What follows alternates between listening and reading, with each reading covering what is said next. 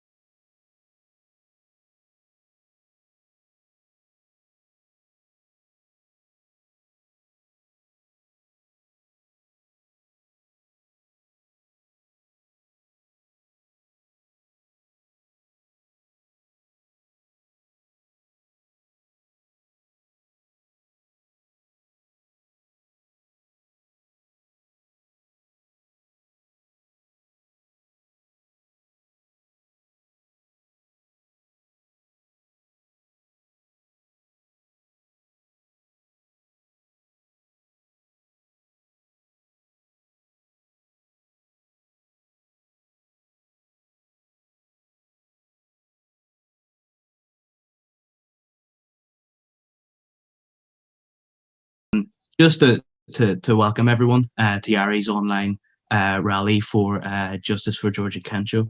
I think we should just get started now because we don't want to run on for too long.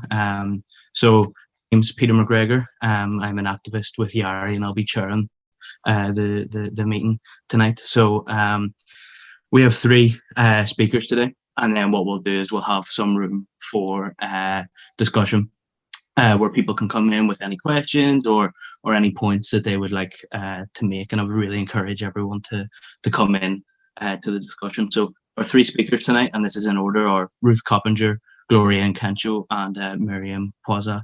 So just before I bring in the first speaker, Ruth, I want to say a massive thank you to Gloria, who has agreed to speak tonight. Gloria is George Nkencho's sister, so I'm sure everyone can understand it's been a really trying time, and Gloria and her family have been through a lot, so we're really appreciative of Gloria speaking tonight. So I'm sure I speak for everyone here to say thank you very much. So anyway, let's just delve into it. So first up is Ruth Coppinger. Ruth is a former Socialist Party TD for Dublin West. She's been working alongside the Nkencho family in the fight for justice, and Ruth has also been helping YARI in the Dublin West area also. So Ruth is going to speak on sort of the issues that George's killing brings up for the Dublin 15 community, the Garda, the state, and how we must rally behind the campaign for justice to prevent division, prevent racism, and really prevent the growth of the far right. So I'm going to bring in Ruth now. Ruth shouldn't speak for an insane amount of time, so whenever you're ready, Ruth, I'll meet you, okay?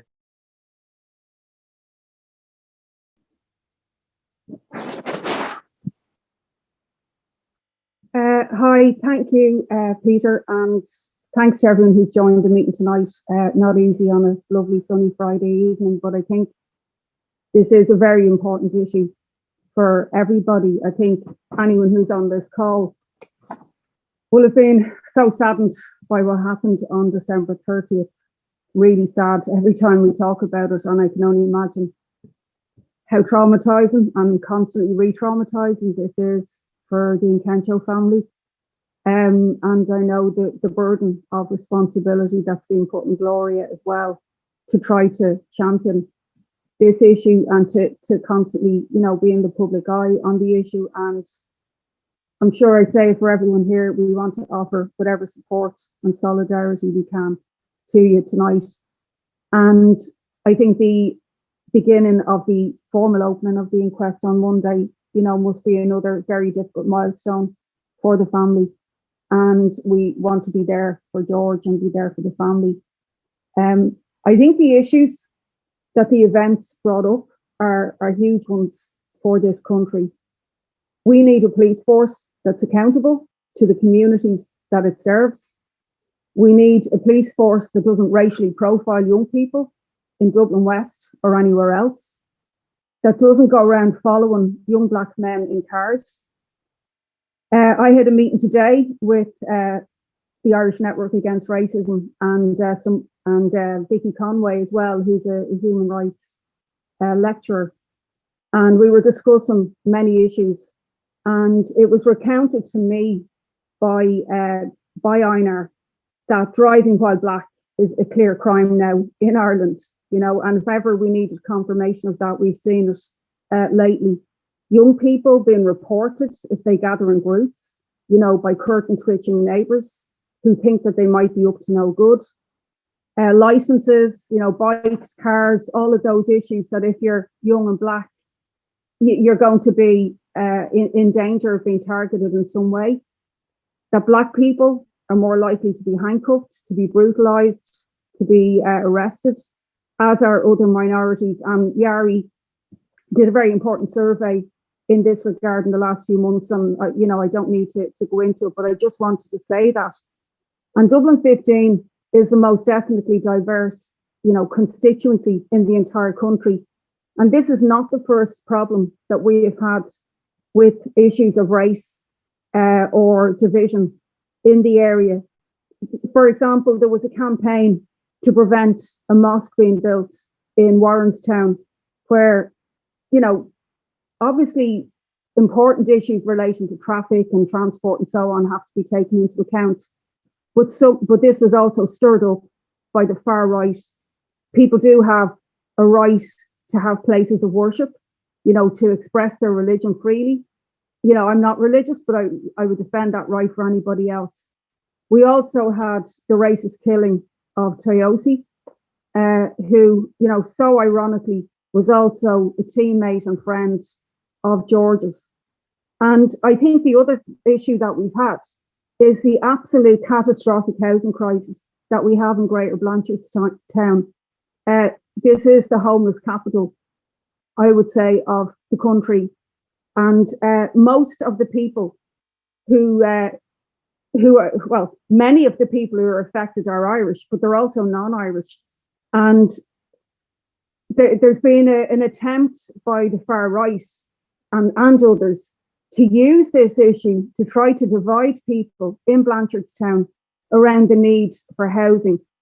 It's absolutely sickening because it's exploiting, the human misery that's there, that's created by the housing crisis, a housing crisis created by Fianna Fáil, Fine Gael, and it would have to be said Labour as well, who are part of coalitions, failing to build enough public housing.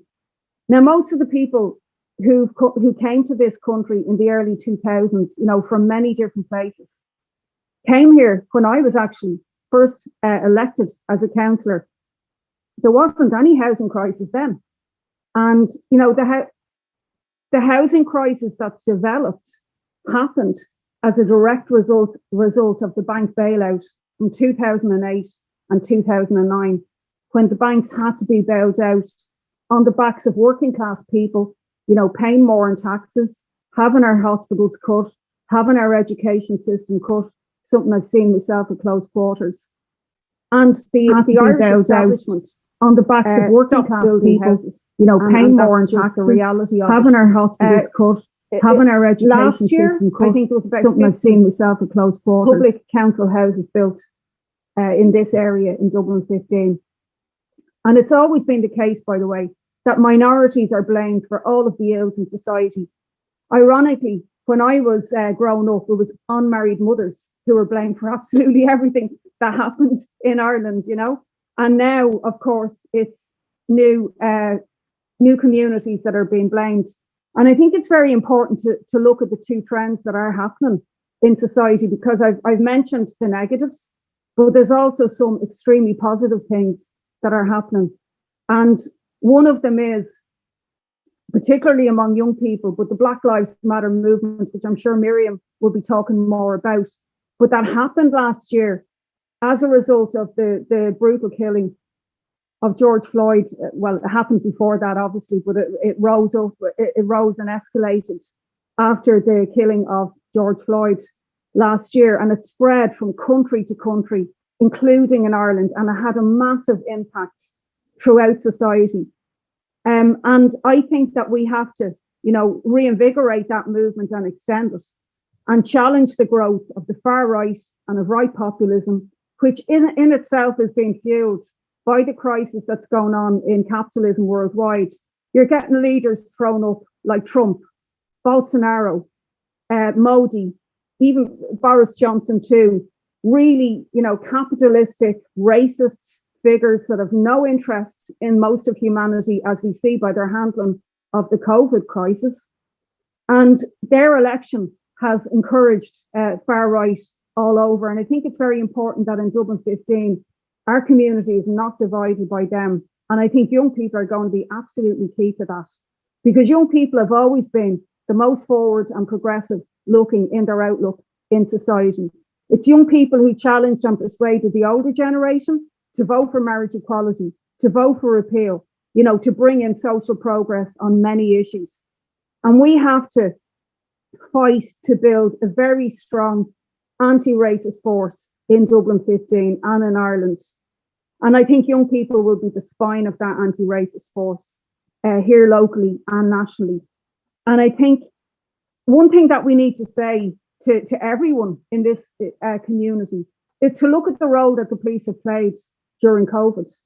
The role that I mentioned in relation to Black people and minorities. But what about, the whole community here in Dublin 15? Because all the Jerusalem challenges in the world can't gloss over the fact and can't disguise the fact that the Gardaí in this pandemic have been used and have been shown in their true colours as defenders of the establishment and of the status quo. Obviously, killing George Nkencho was a horrible incident, following young people in cars just because they're Black. But where were they? They were there at the drop of a hat to break up the Devlin strike here in Blanchardstown and all over the country. We saw, people on picket lines, women mainly, being carried off, staging peaceful sit-ins, fighting for their redundancy, fighting for their jobs, and the Gardaí were at hand. And we have to highlight that at the very same time that all of this is happening, what do we see reported? But that emergency 999 calls are being ignored by the Gardaí, and thousands of them. And I think that this is, the Gardaí have to answer for why are they able to do these things and they're not able to be there, when women are having their barring orders breached, when even when your house is being burgled. How many times have you rung, we don't have a car available at the moment? And I think that we have to bring out to people how the Gardaí are being used to prop up the elite and in this country. So in terms of people on this call tonight, I think the things, and I'm sure Gloria will have some things to say on this, but I think what we need to look at doing is how can we support the Nkenchos in their fight for justice?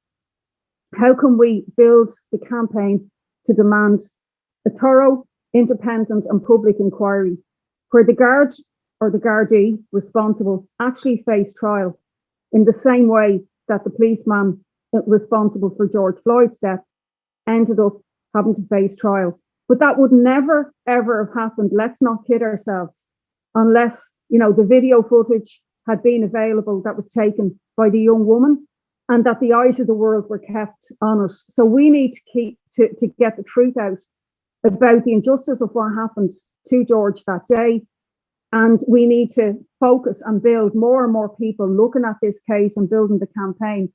We need to turn the narrative on George's death. It happened, unfortunately, in the height of the COVID pandemic.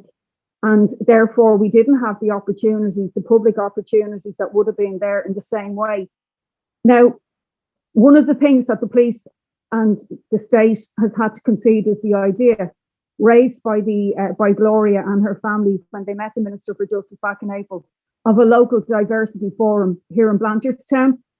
And we have to demand that that's a real forum where the Gardaí account to the community that they serve, not a talking shop that meets once a quarter, which has been the case with most of these policing forums.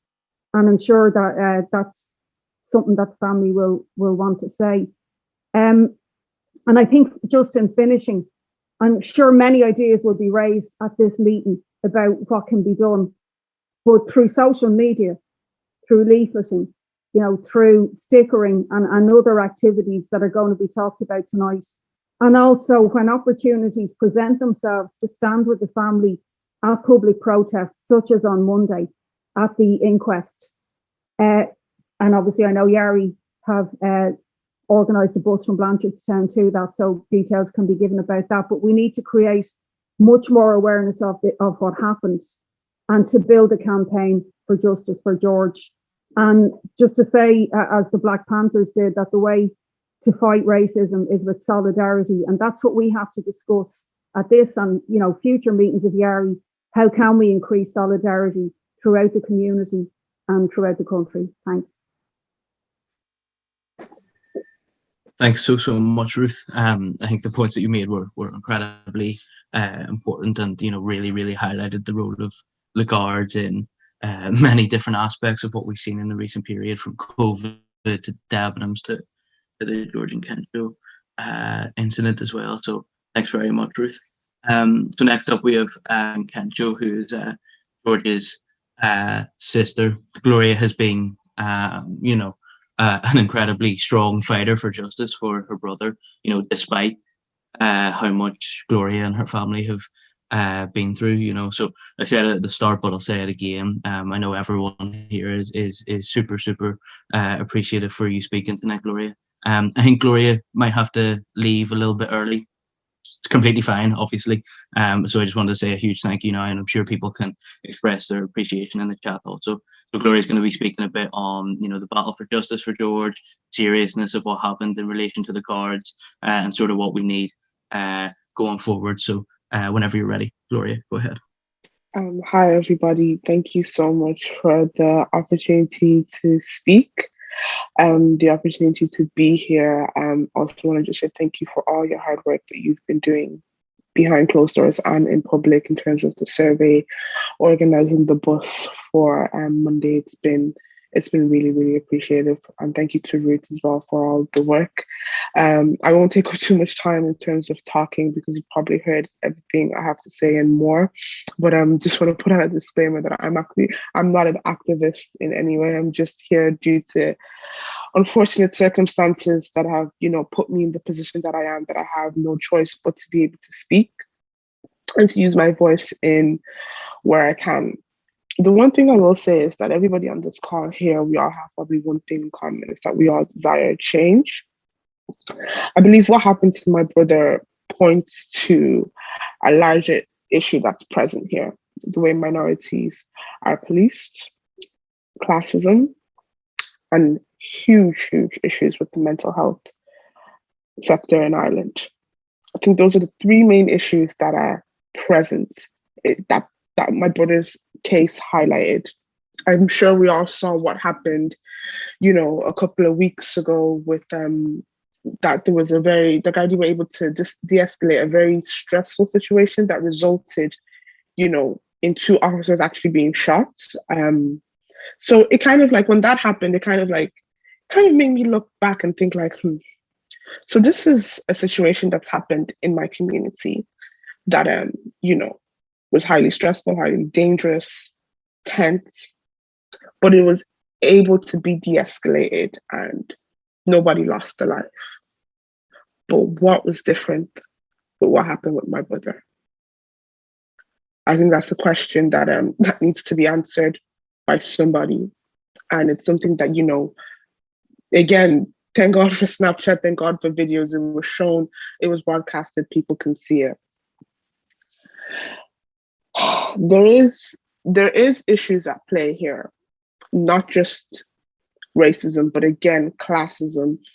What class you belong to determines sometimes how you're going to be treated in society, and that's just it. And of course, the color of your skin plays a factor in it.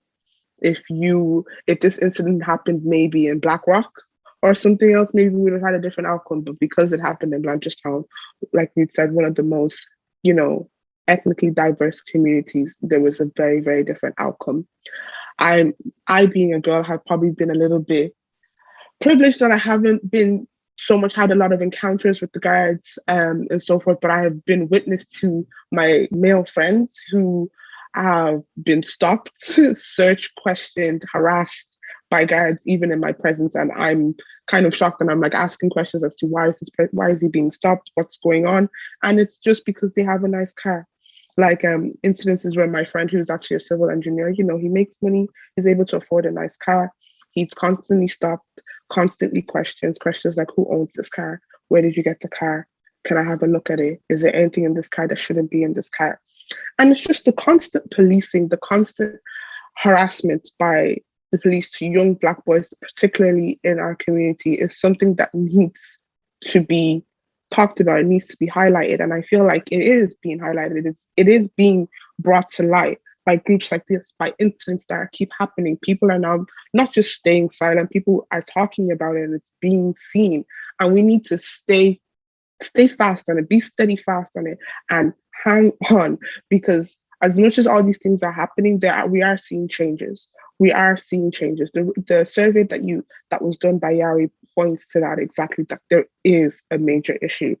When we met with Minister Helen McEntee, and she acknowledged this, and then there's been a legislation being put in place. It's almost like it's a breath of fresh air that that it's not just all in our heads. We're not just being crazy. We're not just a crazy group that are just seeing things by ourselves. People are seeing things, and even though they're not maybe as outspoken or out there, protesting and doing this and doing that, they're watching. The eyes are on them, and the police and the government, that everybody knows. They know that people are watching. They know that people are not going to stay silent anymore.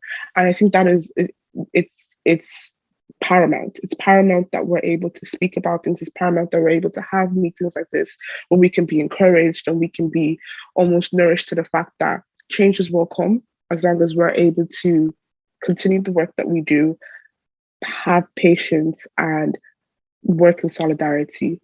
So, in conclusion, I just want to say again, thank you. And, thank you. And hopefully we can continue the work that's been done. And in any way that I can support and I can be there to the best of my ability, I will lend a hand.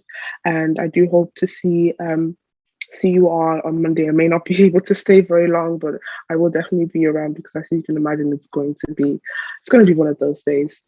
But again, thank you so much for the opportunity, and I'll cut it short there. I won't take up all of your time. Thank you.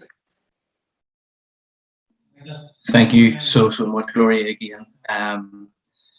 Really, really appreciative. Really hard hitting. Book there, and I can see people are giving the clapping emoji in the chat there as well. So thank you so much.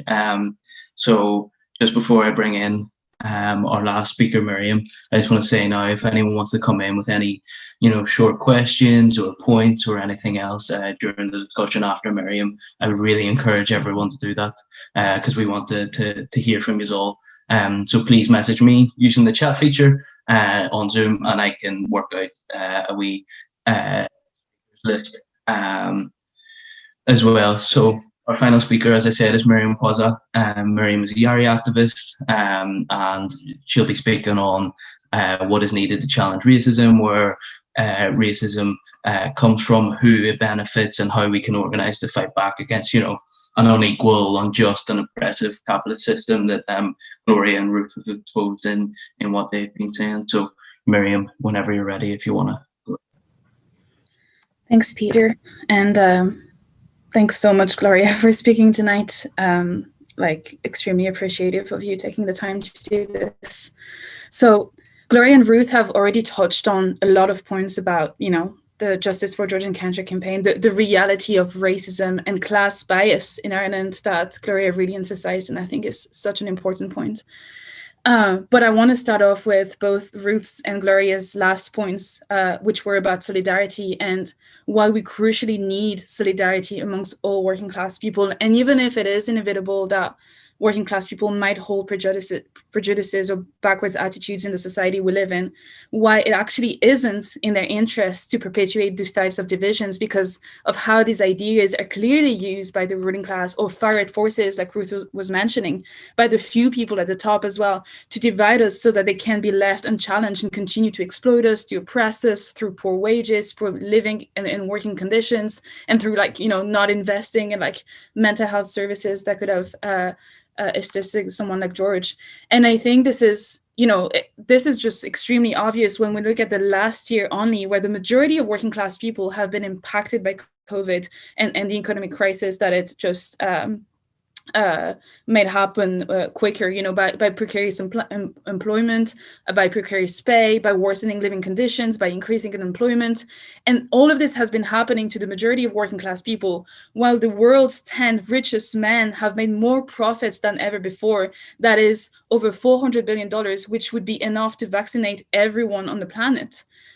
So obviously this is obvious, but obviously as well, racism is real in Ireland. And actually, a recent report showed that Ireland has the second highest rate of racist attacks in Europe after Finland, which is horrendous, but not at all surprising when you hear about all the incidents that Ruth mentioned in her introduction, or when you look at the findings of the YARI survey that Gloria mentioned that showed that 91% of people from African, Asian, or traveler background experience racist microaggressions, that 34% of people from African backgrounds said that they had been randomly stopped or searched by the guards, and that 85% of them said that they thought it was based on racial profiling. Racist policing is real in this country. It is also not surprising when you hear the stories of especially young Black women who came out last year during the historic outburst of Black Lives Matter protests to tell their stories of daily microaggressions and verbal or physical violence and abuse in their own communities, schools, workplaces, because of backwards ideas that are perpetuated in our society. But I think it is crucially important that we try and understand where do these ideas come from and how can we challenge them, and how they actually stem from a system that puts profit before everything else. Racism based on skin color, as we know it today, did not exist up until the development of capitalism, a system, by the way, that is only 200 years old and doesn't have to be here forever.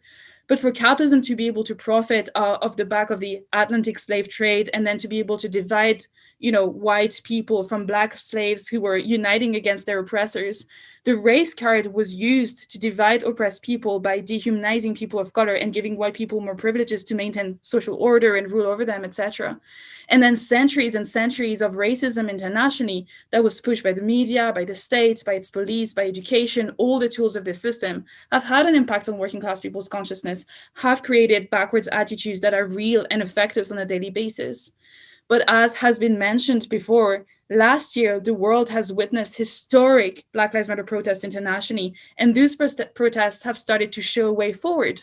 For example, for decades, because of the reality of deep segregation in the US, when a Black man was shot by the cops over there, the response in society wasn't necessarily good. The media, the state, education, all tools under the system who have been, portraying Black men as criminals really played a role in ensuring that Black people being murdered was normalized and accepted in that society. But after only a few months of the pandemic that really exposed the system that we live in as one that really puts profit before our lives, as one that refuses to invest in proper PPE and healthcare for everyone, to put profit before our lives.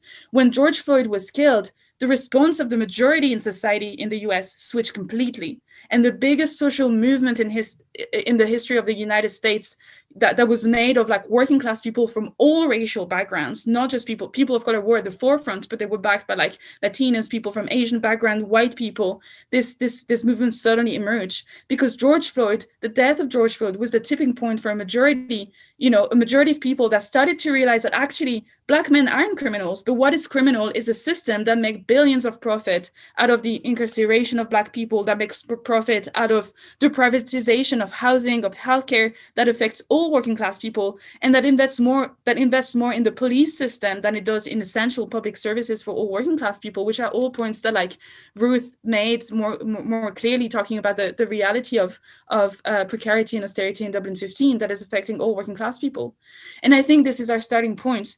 Do we have to recognize, like Gloria made a really good point about this, do we have to recognize the unique experiences of oppressed people? Yes, obviously, we have to recognize that. Let's say my experience in the society, for instance, will never be the same as a young white man. But we have to also recognize that comparing levels of oppression is only doing what the few people at the top want us to do, that is debating and dividing ourselves, as opposed to doing what is the most key, which is to understand that my oppression as a woman and as a person of color stem from the same system that will exploit and oppress all working class people. And that if my gender or race is used by capitalism to make profit, it'll be used to undermine all working class people's rights, not just mine, and it'll be used to divide us so that we can't unite and challenge the establishments that literally are putting our lives on the line by, for example, the fact that they're keeping the patent of the vaccine private so that they can make money out of selling vaccines, as opposed to making the patent public so that we can massively invest and quickly vaccinate the whole world. This is because of the system we live in. But the pandemic has also shown us that workers literally create the wealth that is hoarded by billionaires and run in a society. Without workers, billionaires and billionaire bosses are nothing and don't make a penny. There is a reason why in the last year, while workers have lost $3.7 trillion, billionaires have gained 3.9 trillion. The same amount that has been lost by working class people has been gained by billionaires. And there's a reason why Larry Goodman is the 16th billionaire in Ireland, because he literally makes money on the back of extremely exploited migrant workers in meat plant factories who were affected by a series of outbreaks of COVID in their workplace, because Larry Goodman wouldn't invest, and people like over-exploiting migrant workers wouldn't invest in PPE and safe conditions for all workers to be able to make more profit.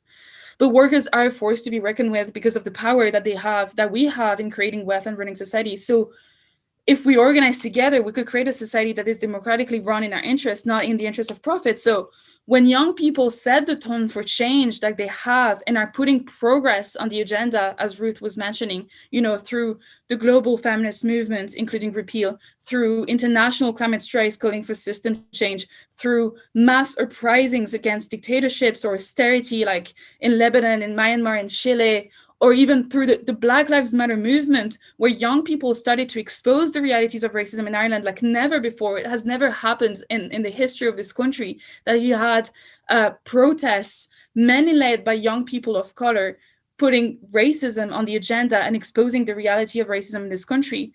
And then you also had like young people, not like non-Black people, standing in solidarity with their peers. This is what we crucially need.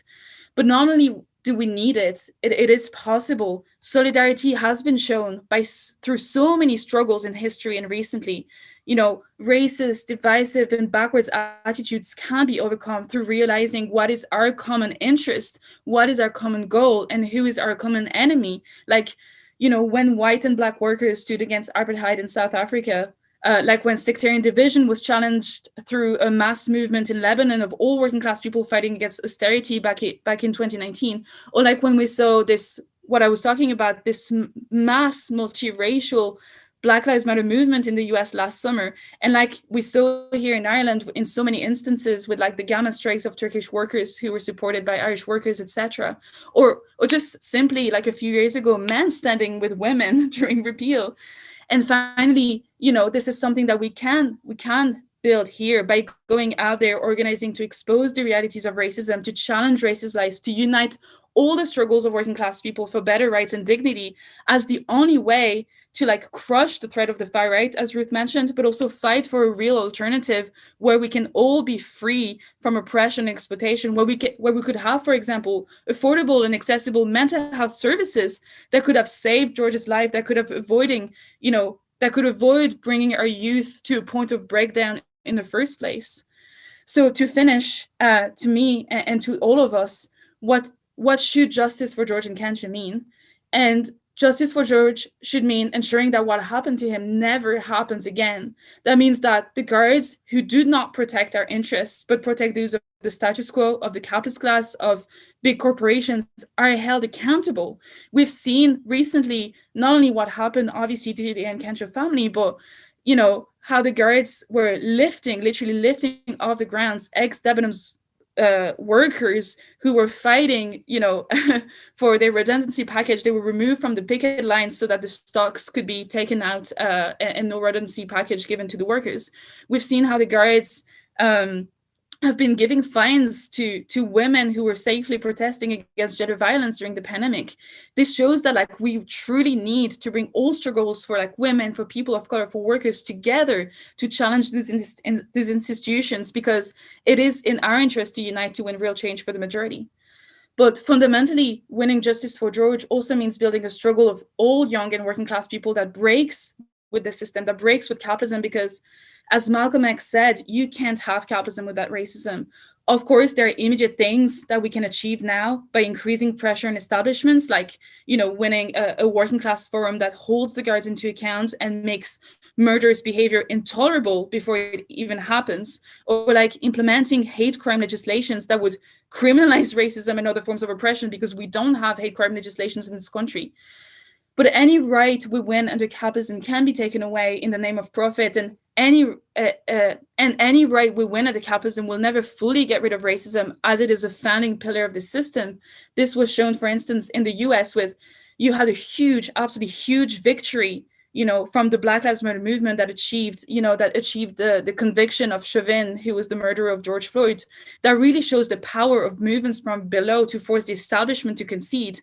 But while you had Chauvin, while he was being convicted, 2 other young Black people were killed by the cops in the US, showing how much more has to be dismantled. So if you agree with everything that has been raised tonight and want to be involved in fighting for justice, for racial justice, and against all forms of oppression and inequality, sign up to YARI today. Help us to continue to build a campaign for justice for George. Help us try and win immediate change in the community, a proper investigation, but also continue to build an anti-capitalist struggle against racism and inequality generally. We'll come back on that at the end in terms of things we want to do in the coming periods. But help us to continue to organize actions, like the survey that we did recently that exposed racist policing, like school banner drops that we did last November to challenge racism in education, like stickering actions that we did at the beginning of the year in Dublin 15 to challenge racist lies in the communities. And we want to continue to leaflet and canvass and organize protests and sticker everywhere to play a role in creating an avenue for an anti-racist movement to emerge in this country. And especially as society is reopening and young and working class people are going to continue to pay the price for a crisis that we did not create. And they're going to continue to fight. This impact is going to make them want to continue to fight against all forms of oppression and inequality that are not tolerable anymore. So the potential to organize really exists. And if you want to be part of that, join us today. So I'll leave it there. Thank you. Thank you so much, Miriam, and thank you again to all of our speakers tonight. So just before we get into the discussion, I just want to say, if anyone's watching on YouTube or Facebook, we're going to move into the discussion now, but we're not going to stream that. So there's a link to this meeting in our Instagram bio and in our on the Facebook event. So click through that if you're watching on Facebook and you want to join for the discussion. If people just bear with me while I stop the recording and this woman says something in a robotic. Recording stopped.